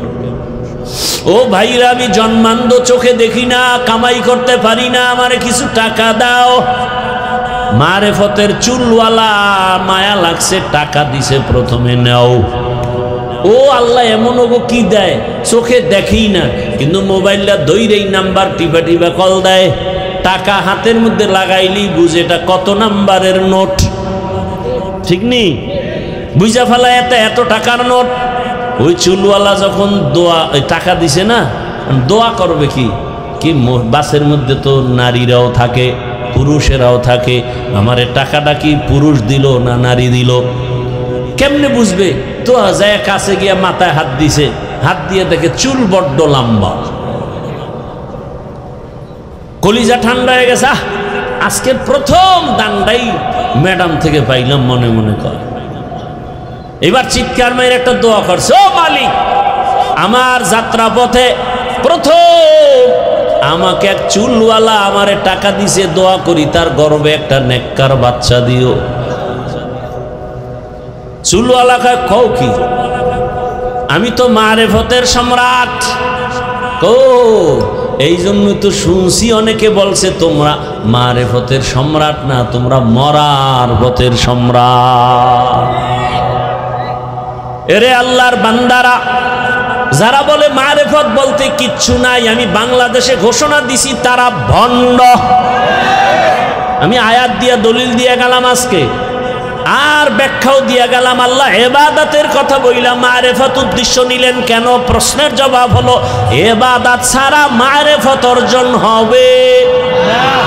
গাভীর দুধের মধ্যে মাখন আসেনি, মাখন ঘি আসেনি, ছানা আসেনি। 20 কেজি দুধ গাভীর আপনার সামনে পাত্রে রাখলাম আর বললাম দুধের মধ্যে মাখন আছে, ঘি আছে, ছানা আছে। এক বোকা কয়টা একটু খুঁজা দেখি, হাতটা দিয়ে ভিতরে হাত দিয়ে খুঁজে 24 ঘন্টা যদি খুঁজে পাবে মাখন? তার মানে মাখন নাই। কি বলেন? আছে। কথাটা কত পার্সেন্ট সত্য? 100% আছে। আছে ঠিক, কিন্তু দেখা ঠিক শরীয়তের মধ্যে ইবাদতের মধ্যে মারিফত আছে, এটা 100 না 1000 কোটি বার % সত্য। শরীয়তের মধ্যে মারিফত আছে, ইবাদত করলে মারিফত পাওয়া যায়। কই কই দেখা যায় না। দুধের মধ্যে মাখন আছে, কই দেখা যায় না। বের করবা কেমনে? কয় মেহনত করো। দুধের মধ্যে মাখন বের করতে কি লাগবে? মেহনত করা লাগবে। আপনারা যারা জানেন দেখছেন দুধের মধ্যে মেহনত না করলে ঘি বের করা যায়? সত্য কথা স্বীকার করেন, মাখন বের করা যায়। শরীয়তের মধ্যে ইবাদতের মধ্যে মেহনত চালাও, মেহনত চালাও, মেহনত চালাও। বলে হাফিজ ভাই কিসের মেহনত? মেহনত হলো তাকওয়ার মেহনত, ইখলাসের মেহনত চালাও, তাকওয়ার মেহনত চালাও। চালাইতে চালাইতে দেখবা আরে আল্লাহকে ডাইরেক্ট দেখা যাবে না, তবে আমার মাওলার কুদরতের ঘ্রাণ তুমি নাকের মধ্যে পাইবা। या इलाही मुझसे मुझको दूर कर, ताके देखो मुझ में तुझको एक नजर। या इलाही तू मेरा माबूद है, या इलाही तू मेरा माशूक है। আপনাদের কষ্ট হয়? আল্লাহ সবাইকে কবুল করেন। এবার আসেন 3 কথার জবাব দেই, মনে আছে না? ইবাদত কি, ইবাদত কেন, ইবাদত কিভাবে? খুব সংক্ষেপে বলছি। মানুষের জীবনে প্রতিটি সাবজেক্টে ক্ষেত্রে আল্লাহর হুকুম বাস্তবায়ন করার নাম ইবাদত। মানুষের জীবনের প্রতিটি ক্ষেত্রে আল্লাহর হুকুম বাস্তবায়ন করার নাম। আল্লাহর হুকুম নাই, আল্লাহর নির্দেশনা নাই, এমন কোন কাজ আছে দুনিয়ায়? বলেন। এরে আল্লাহর বান্দারা, আল্লাহর হুকুম জীবনে বাস্তবায়ন করো। অনেকে মনে করে কয় মসজিদে ঢুকো, তসবিহ লও, জিকির করো, ফাগরি বান্ধো, তেলাওয়াত করো, ইবাদত শেষ। না, ইবাদত একটা বিশাল বড় চাদর। গোটা দুনিয়াটাকে ইবাদতের চাদরে আল্লাহ আটকায় দিয়েছেন। তুমি বাথরুমে যাও ইবাদত, খানা খাও ইবাদত, ঘুমাও ইবাদত, ব্যক্তি হিসাবে তুমি আল্লাহর হুকুম জারি করো ইবাদত, সন্তানের উপরে আল্লাহর নির্দেশ জারি করা ইবাদত, তোমার স্ত্রীর উপরে আল্লাহর হুকুম চালাও ইবাদত, তোমার সংসার চালাও ইবাদত, তুমি ব্যবসায় যাও আল্লাহর হুকুম মতো ইবাদত, তুমি আল্লাহর হুকুমে চাকরি করো ইবাদত, আল্লাহর হুকুমে তোমার সমাজটা চালাও ইবাদত। আল্লাহর নির্দেশনা নাই বলতে কোনো কাজ নাই। জীবনের সব ইবাদত, জীবনে সব ইবাদত। ইবাদত কি? আল্লাহর হুকুম জীবনে বাস্তবায়ন করা। ইবাদত কেন করব? ইবাদত কেন করব? একমাত্র কারণ রবের সাথে হবে আমার মোলাকাত, রবের সাথে হবে আমার মোলাকাত, আর পুরস্কার হিসাবে পাবো জান্নাত। পুরস্কার কি? জান্নাত। টার্গেট কি? ইবাদত করার টার্গেট কি? রবের সাথে মোলাকাত। ফামান কানা ইয়ারজু লিকা রাব্বিহি ফালইআমাল আমালান সালিহা ওয়া লা ইউশরিক বিইবাদাতি রাব্বিহি আহাদা। আল্লাহ বলেন, নবী বলে দেন, আমার সাথে যাদের সাক্ষাৎ করতে চায়, আমার মোলাকাত চায়, তাদের কর্মসূচি দুইটা। 1 নাম্বার নেক আমল করবে, দ্বিতীয় কর্মসূচি নীতিবাচক। শিরিকের গন্ধ যেন না থাকে, শিরিকের গন্ধ যেন না থাকে। আল্লাহ যত বড়, আল্লাহর ইজ্জত, আল্লাহর ওয়াহদানিয়ত তত বড়, আল্লাহ পাকের ক্ষমতা তত বড়। এই ক্ষমতার কারো নাই। যদি মনে করে আছে, মনে করার নাম শিরক। যারা মনে করবে তাদের নাম মুশরিক। মুশরিকদের জন্য জান্নাত হারাম। ওমাই ইউশরিক বিল্লাহ ফাকাদ হারামাল্লাহু আলাইহিল জান্নাহ। ইবাদত কেন? রবের সাথে মোলাকাত। পুরস্কার কি পাবো? কি পাবো? জান্নাত। আল্লাহ নিজেই বলেন, ইন্নাল্লাযীনা আমানু ওয়া আমিলুস সালিহাত কানাত লাহুম জান্নাতুল ফিরদাউসি নুজুলা। ঈমান আনো, নেক আমল করো, ফলাফল পুরস্কার পাইবা তুমি জান্নাত। আর জান্নাত পাইয়াও তোমার অন্তর শান্ত হবে না। আসল হলো রবের সাথে মোলাকাত। জান্নাত সব গেছিগা, জাহান্নামীরা জাহান্নামে, জান্নাতীরা জান্নাতে। সবাই রুমে রুমে আছে, বিল্ডিংয়ে আছে। ওখানে কোনো বুড়া নাই, বুড়ি নাই, কালো মানুষ নাই, ওখানে বাথরুম নাই, ওয়াশরুম নাই। জান্নাত এত সুন্দর। এবার আল্লাহ যাবেন, আল্লাহ যাইয়া বলবে, ও আমার আদরের বান্দা বান্দিরা, জান্নাত পাইছুনি? বলবে, হ্যাঁ রব পাইছি। কয় সাত মিটছে? কয় হ্যাঁ মিটছে। কয় যে জান্নাত পাইয়া খুশি হইছো? যার জান্নাত তারে দেখছনি না? তো আগ্রহ জাগবে, আল্লাহ তোমারে তো দেখতে মনে চায়। আল্লাহ বলবেন, ফেরেশতারা সুন্দরভাবে মঞ্চ বানাও, স্টেজ বানাও। আজ আমি আমার আশিকদেরকে ৭০,০০০ নূরের পর্দা উঠাইয়া আমি এমন ভাবে আমার মোহাব্বতের গোলামদের সাথে মোলাকাত দিব। পূর্ণিমার চাঁদ দেখতে গিয়া যেমন কারো কোনো ভিড় হয় না, ধাক্কা ধাক্কি হয় না, আমার জান্নাতীরা আমাকে এইরকম স্পষ্ট মজা করে দেখবে। আল্লাহরে দেখতে চাননি? বেশি বেশি বিড়ি টানবেন আর আলেম ওলামারে গালাগালি করবেন, দেখবেন ঘুমের মধ্যে মোলাকাত হয়ে যাবে। আল্লাহ হেদায়াত দান করেন। আরো আস্তে করে বলেন, ইবাদত কি? আল্লাহর হুকুম জীবনে বাস্তবায়ন করা। ইবাদত কেন? রবের সাথে মোলাকাত, পুরস্কার। এবার ৩ নাম্বার কথা, ইবাদত কিভাবে করব? মনের মতো, শয়তানে যেরম কয়, ডাক্তার যেরম কয় না। ভালো করে মনে রাখবেন, ইবাদত হবে একমাত্র, শুধুমাত্র, কেবলমাত্র মদিনাওয়ালা রসুলের আদর্শ অনুযায়ী। আর কারো আদর্শ মানা যাবে? কেন যাবে না? দুনিয়ার সবার আদর্শ নাপাক, নাপাক, নাপাক। একমাত্র মদিনাওয়ালা রসুলের আদর্শই হলো পাক। রসুলের আদর্শের মতো দামি, পারফেক্ট আর পাওয়ারফুল আদর্শ দুনিয়াতে আর বলার সময় আমার হাতে নাই। মক্কা নগরীর মানুষ এতটা ইতর, এতটা দুশ্চরিত্র, এতটা লম্পট। নারী আর পুরুষ একসাথে উলঙ্গ হইয়া বাইতুল্লাহর দেওয়ালটারে তাওয়াফ করে, প্রদক্ষিণ করে। এরা ভালো মানুষ। কোন পশু জবাই করলে রক্ত লইয়া বাইতুল্লাহর দেওয়ালে মাখে, ভালো মানুষ না। বাবা হইয়া কন্যাকে দেখতে পারে না, নিজে কন্যার গলা টিপে মেরে ফেলে। কত খারাপ এই মানুষগুলো। রসুলের আদর্শ পাইয়া এতটা দামি হয়ে গেল, আল্লাহ লিস্টি পাঠায় দিয়া কয়, জিবরাইল যা রসুলকে জানায় দাও, এই লিস্টিতে যাদের নাম আছে এরা বিনা হিসাবে জান্নাতি।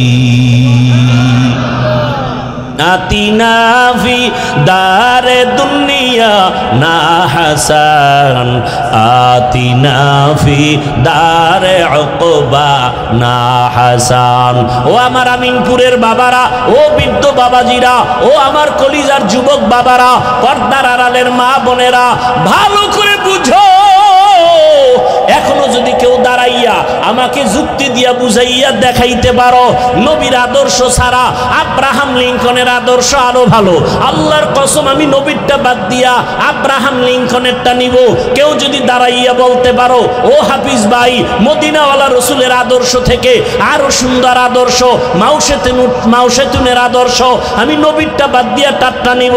কেউ যদি বলতে পারো, হাফিজ ভাই, রসুলের আদর্শ ছাড়া আরো সুন্দর আদর্শ শেখ মুজিবুর রহমান রহমানের ভেতরে আমি নবীরটা বাদ দিয়া শেখ মুজিবুর রহমানেরটা নিব।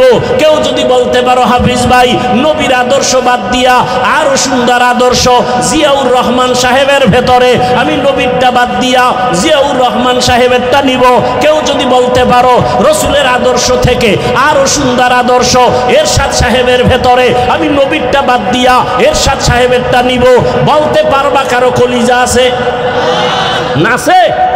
তাহলে আমার একটা আবদার, যুবকদের কাছে একটা ভালোবাসার আবদার, আগামী কালকে থেকে 200 টাকা ব্যয় করে একটা ব্যানার বানাও, 2 ফিট 3 ফিট ব্যানার বানাইয়া বাজারে বাজারে লাগাও, ব্যানারে স্লোগান লেখো, দুনিয়ার সবার আদর্শ না পাক, একমাত্র রসুলের আদর্শই হলো পাক।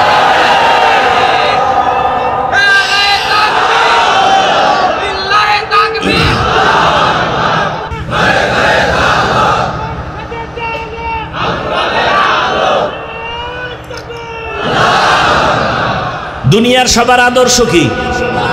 রসুলেরটা। দুনিয়ার সবার আদর্শ না পাক, রসুলের আদর্শ একমাত্র পাক। ব্যানার বানাও আর বাজারে বাজারে গ্রামে লাগাও। আর একটা ব্যানার বানাও, ওই ব্যানারে লিখবা, আল্লাহর কসম এই জমিনে যতদিন পর্যন্ত রসুলের আদর্শ কায়েম হবে না ততদিন পর্যন্ত জমিনে শান্তি কেউ দেখবে না। শান্তি আছে? নাই। রসুলের শান্তি হলো ইসলামে, শান্তি হলো ইসলামে, কোরআনে, রসুলের আদর্শের মাঝে। এই যে এখানে আপনারা দীর্ঘ টাইম বসে আছেন, কত গরম, এরপরও কোনো লড়াচড়া আছে? কোনো বিরক্ত আছে? এটা কি পুলিশের ফিডার ভয়, র্যাবের বাড়ির ভয়? এটাই ইসলামের আদর্শ। প্রমাণ করে ইসলাম শান্তি দেয়, পৃথিবীর আর কেউ শান্তি দেয় না। শান্তির একমাত্র ঠিকানার নাম ইসলাম। আর চাপাবাজি করবে আজীবন, শান্তি দিতে পারবে না রসুলের আদর্শ ছাড়া। রাগ করতেছেন? আপনি মানেন আর না মানেন, চুপ থাকবেন, কিন্তু বিরোধিতা করলে ছাড় নাই। প্রথম কথা মনে আছে, নামাজ পড়েন না, আপনাকে সালাম দিব, চুপ থাকেন। নামাজের বিরুদ্ধে কথা বললে ছাড় নাই। আর একটা পয়েন্ট মনে রাখবেন, এই জমিনে হুজুরেরা, আলেমরা যেই মাঠে নাইমে আন্দোলন করছে সেই আন্দোলন কামিয়াব হয়ে গেছে। খুব সতর্ক, সাবধান। আমরা আপনাদের কলিজার বন্ধু, আমাদের মতো বন্ধু আপনাদের কেউ নাই, কসম আল্লাহ। আমাদের মতো বন্ধু, ওলামায়ে কেরামের মতো বন্ধু এই জাতির জন্য নিঃস্বার্থ বন্ধু আর কেউ নেই। আধা মিনিট একটা উদাহরণ দেই, জানলে জবাব দিবেন, না জানলে চুপ থাকবেন। সরকারি যারা চাকরি করে, বেসরকারি চাকরি করে, প্রতিদিনের ডিউটি কত ঘন্টা জানলে বলেন? 8 ঘন্টা। বলেন না কেন? 8 ঘন্টা। মাসে বেতন কত? নিম্নে 20,000। সত্য কথা বলছেন না? 20,000 টাকা বেতন, 8 ঘন্টা ডিউটি। আপনাদের অত্র অঞ্চলের ইমাম সাহেব আসেনি মসজিদে, ডিউটি কয় ঘন্টা প্রতিদিন? বলেন, বেতন কত? আল্লাহ বিবেক দিছে, বিবেকরে জিজ্ঞাসা করেন তো, এর থেকে জুলুম জমিনে আর আসেনি? এরপরে এত জুলুম করার পরও হুজুরেরা গালি দেয়। হুজুর কত রিমান্ডে রাখে, জোহরের নামাজে নাই। রিক্সাওয়ালাকে হুজুর গেছিলেন কই? কে তুই? আমি রিক্সা চালাই। তোর এত পাওয়ার? 5 টাকা বেতন দিই। এরম বেয়াদব আছে না নাই? এত বেয়াদবি করার পরেও ইমাম সাহেব কাউরে গালি দিছে? মোনাজাতটা দিলেই দোয়া, এলাকায় শান্তি দাও, অসুস্থ রোগীরে সুস্থ বানাও, কবরওয়ালাদের জান্নাত দাও, ব্যবসায়ীদের বরকত দাও।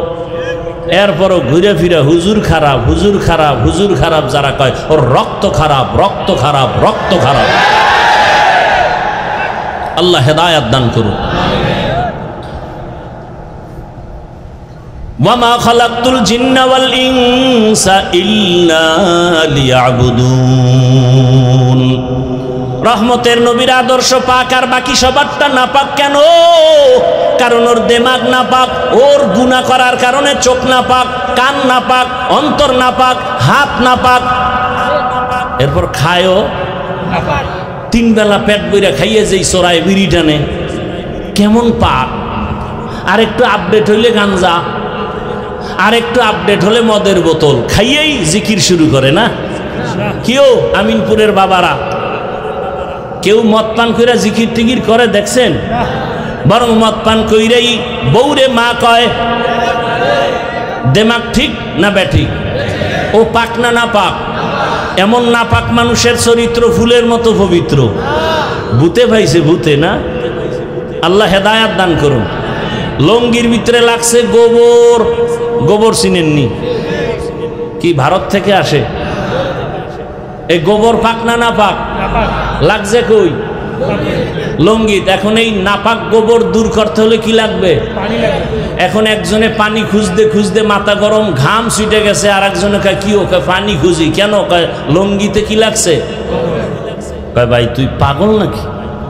এত খোঁজো পানি, পানি তো নিজের কাছেই আছে। আছে না? সত্য কথা বলেন, আছে না? পানির নাম কি? পেশাব। কয় ভাই, তুই আমার এই আধা ঘন্টা আগে কেন বললি না? এই বুদ্ধি থাকলে ঘাম ছুটাইতাম। তো চিন্তা করছে না, বুদ্ধি একেবারে খারাপ না, ঠেকা কাম সারি প্রস্রাব দিয়া গোবর ধুইয়া ফেলাইছে। কেমন পাক হইছে আপনাগো আমিনপুরের ফতুয়ায়? কি নাপাক আরো সরাইছে? ঠিক। গোবরের নাপাক প্রস্রাব দিয়া ধুইলে যেমন নাপাক আরো ছড়ায়। যে নামাজ পড়ে না, রোজা রাখে না, সুদের সাথে জড়িত, ঘুষের সাথে জড়িত, পর্দা করে না, হালাল নাই, গুনাহ গুনাহ জেনা করে, মানুষের উপরে জুলুম করে, খায় নাপাক, এমন নাপাক হলারে যদি বলি আমগো ঘরডারে পাক বানায় দাও, আরো নাপাক ছড়ায় যাবে। বড় সাবধান। রহমতের নবীর আদর্শ এত সুন্দর, কারো সাথে কোনো ঝগড়া নাই। নবীর আদর্শ বলে আগে দেখলেই সালাম দাও। সালাম মানে কি? শান্তি। সেও আবার বলে ওয়ালাইকুম আসসালাম, সেও দোয়া করে শান্তি। দুই দিক দিয়া যখন শান্তির দোয়া চলে, ওখানে অশান্তি থাকতে পারে না। নবীর আদর্শের মধ্যে মিথ্যা কথা নাই, নবীর আদর্শে গালাগালি নাই, নবীর আদর্শে কারো হক নষ্ট করা নাই। নবীর আদর্শ বলে ও বড়রা ছোটকে আদর করো, ছোটরা বড়কে স্নেহ শ্রদ্ধার নজরে দেখো, খবরদার বেয়াদবি করবা না। ও আমার আমিনপুরের বাবারা, পর্দার আড়ালের মা বোনেরা, যুবক বাবারা, আমি একটু আগেও বলেছিলাম তুমি ডাক্তারি পড়ো, ইঞ্জিনিয়ারিং পড়ো, স্কুলে পড়ো, কলেজে পড়ো, তোমার কাছে আমার বিদায় বেলা দাবি নবীর আদর্শের মালা লাগাও। তুমি ডাক্তার হও, আমগো মাদ্রাসা আইসা হুজুর হওয়া লাগবে না। আমগো দেশে হুজুর কম না বেশি? অনেক বেশি। মাওলানার অভাব নাই, মুফতির অভাব নাই, মুফাসসিরের অভাব নাই। আউযুবিল্লাহ ভারে না মুফাসসিরে কোরআন আছে না নাই? অভাব নাই। ফতুয়া দেওয়ানের হুজুরের অভাব নাই, ইমামের অভাব নাই, তাফসির করনেওয়ালার অভাব নাই, মুফতি সাহেবের অভাব নাই, পীরের অভাব নাই, মুবাল্লিগের অভাব নাই, মুজাহিদের অভাব নাই। আমগো দেশে অনেক হুজুর আছে। এখন দরকার আমগো দেশে আদর্শবান ডাক্তার নাই, আমগো দেশে আদর্শবান ইঞ্জিনিয়ারের প্রয়োজন, আদর্শবান এসপি দরকার, আদর্শবান ডিসি দরকার, আদর্শবান ওসি দরকার। আজকে যদি আমার দেশের সব ওসি আদর্শবান হইতো, আর আদর্শ পাক কাটটা, আদর্শ পাক কার? আদর্শ পাক একটু আগে বলছি না? সেই আদর্শওয়ালা যদি ওসি সাহেব হইতো, 5 ওয়াক্ত নামাজ পড়ে, ডিসি সাহেব আদালতে বসে 5 বেলার নামাজও পড়ে, এসপিও নামাজ পড়ে, আমাদের দেশে কোরআনের বয়ান চলতো, কোনো সুদখোরের থেকে অনুমতি নেওয়া লাগতো না। এজন্য বলে গেলাম, ও যুবক বাবারা, ডাক্তার হও, ইঞ্জিনিয়ার হও, প্রফেসর হও, এসপি হও, ডিসি হও, মন্ত্রী হও, এমপি হও, চেয়ারম্যান হও, ব্যবসায়ী হও, চাকরিজীবী হও, তবে বেয়াদব হইও না। বলবা হাফিজ ভাই বেয়াদব হব না মানি? সংক্ষেপ কথা হলো, মা বাবার সাথে বেয়াদবি করবা না, শিক্ষকের সাথে করবা না, ওলামায়ে কেরামের সাথে করবা না, জীবনটা তোমার বিপন্ন হবে, জীবনটা মরার আগে ধ্বংস হয়ে যাবে। শুরুতেই বলছিলাম, তোমার মতো জেনারেল লাইনের যুবক স্কুল কলেজে পড়ে, 5 বেলার নামাজ পড়ে, ডাক্তার প্রফেসর ইঞ্জিনিয়ার 5 বেলার নামাজ পড়ে, বলো তুমি পারো না কেন? তোমার মতো ব্যবসায়ী চাকরিজীবী 5 ওয়াক্ত নামাজ নামাজ পড়ে, র্যাব আর্মি পুলিশ বিডিআরের চাকরি করে, নামাজ ছাড়ে না। বলো তুমি কেন পারো না? মা বাবার বরদোয়া নিও না রে বাবা, শিক্ষকের বরদোয়া নিও না, ওলামায়ে কেরামের বরদোয়া নিও না। মা বাবার দোয়া নিয়া, শিক্ষকের দোয়া নিয়া, ওলামায়ে কেরামের পরামর্শ নিয়া নবীর আদর্শ মেনে ডাক্তার হও, দেখবা পুরা দেশের মধ্যে তোমার সম্মান। একটা তুমি আদর্শবান দোয়া নিয়া একজন ইঞ্জিনিয়ার হও, একজন প্রফেসর হও, দেখবা জীবনটা সম্মানে ভরে যাবে। ডাক্তার হইয়া যদি বেয়াদব হও, তাসলিমার মতো জুতা খাইয়া দেশ থেকে পালাতে হবে।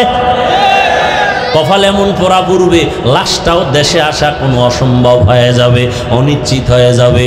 ও যুবক বাবা, জীবনে তো গুনাহ কম করো নাই, এখনো কি শখ মিটে নাই? তওবা করবা না?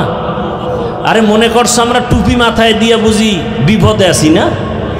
আরে মহামারী করোনায় তো কোনো হুজুর বিপদে পড়ে নাই, মাদ্রাসা বন্ধ হয় নাই, স্কুল কলেজ বন্ধ, চাকরি বন্ধ, ফ্যাক্টরি বন্ধ, কোরআনের মাদ্রাসা বন্ধ হয়? এ আলেম ওলামারা না খায় মরে নাই। অতএব অনুরোধ করি রে বাবা, টুপির কারণে সম্মান কমে নাই, দাড়ির কারণে সম্মান কমে নাই, মাদ্রাসায় পড়ে কোরআন পড়ার কারণে সম্মান কমে নাই। অতএব আমাদের কথাগুলো একটু মানার চেষ্টা করো। আদর্শবান ডাক্তার হও, ইঞ্জিনিয়ার হও, প্রফেসর হও। পর্দার আড়ালের মা বোনেরা, আপনার মতো কত মা কত বোন এখনো আছে নামাজ ছাড়ে না, বেপর্দায় চলে না, মোবাইলে সময় নষ্ট করে না, মা বাবার দোয়া নিয়া স্বামীর মাল হেফাজত করে, নামাজ পড়ে, মোবাইলে সময় ব্যয় করে না। আম্মা জানেরা, আপনারা কেন পারেন না? একটা আদর্শবান ডাক্তার সন্তান রেখে যান, কোরআন পড়বে, ডাক্তারি করবে, নামাজ পড়বে, মা বাবার জন্য কলিজা ভরে দোয়া করবে। এমন একটা আদর্শবান ইঞ্জিনিয়ারের মা হইয়া কবরে যান। জীবনে গুনাহ যা করেছেন আল্লাহর দরবারে তওবা করেন। ও যুবক বাবারা, কোন দিন মরণের খবর হবে জানা নাই, আল্লাহর কাছে তওবা করো। আল্লাহকে বলো, হে মালিক, জীবনে গুনাহ তো কম করি নাই, গুনার কারণে হাত না পাক, চোখ না পাক, জিহ্বা না পাক, অন্তর না পাক। আজকে থেকে তওবা করলাম, আর নামাজ ছাড়ব না, বেপরদায় চলব না, দাড়ি কাটব না, মা বাবার সাথে বেয়াদবি করব না, শিক্ষকের সাথে বেয়াদবি করব না, মুরব্বী ওলামায়ে কেরামের দোয়া নিয়ে চলব, নবীর আদর্শ মেনে চলব। আল্লাহর কাছে খাঁটি মনে তওবার নিয়ত করলে আল্লাহ গুনাহগুলো মাফ করে দিবেন। আল্লাহকে মনে মনে বলো, হে আল্লাহ, তওবাওয়ালা জিন্দেগি দান করো, গুনাহমুক্ত জীবন দান করো। মা বাবার দোয়া, শিক্ষকের দোয়া, ওলামায়ে কেরামের দোয়া পরামর্শ নিয়া, নবীর আদর্শ মানিয়া জীবনটা চালানোর তৌফিক দান করেন।